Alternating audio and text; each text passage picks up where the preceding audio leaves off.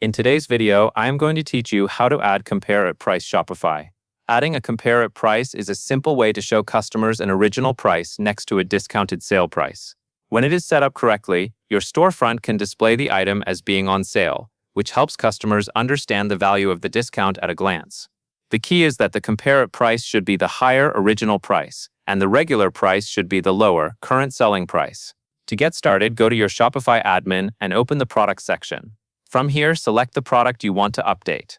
If you have many products, take a moment to confirm you have opened the exact item you plan to put on sale, since pricing changes affect what customers see immediately after you save.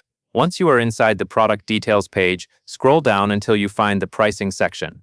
This is where Shopify lets you control both your active selling price and the compare at price that represents the previous higher amount. In the compare at price field, enter the original price you want to show as the reference point. This should be the higher number, such as the normal, non-discounted price. A helpful tip is to make sure this amount makes sense for your product and matches the pricing strategy you want customers to recognize. Next, go to the price field and enter your new sale price. This should be the lower number because it is the amount customers will actually pay at checkout. For the sale display to work as intended, the price needs to be lower than the compare at price. Also, double-check your currency formatting and decimal placement so the value is accurate. When you are finished, click Save. Give Shopify a moment to apply the update. After saving, it is a good idea to preview the product on your online store to confirm the sale pricing appears the way you expect. That covers everything you need to know, and that is all there is to it.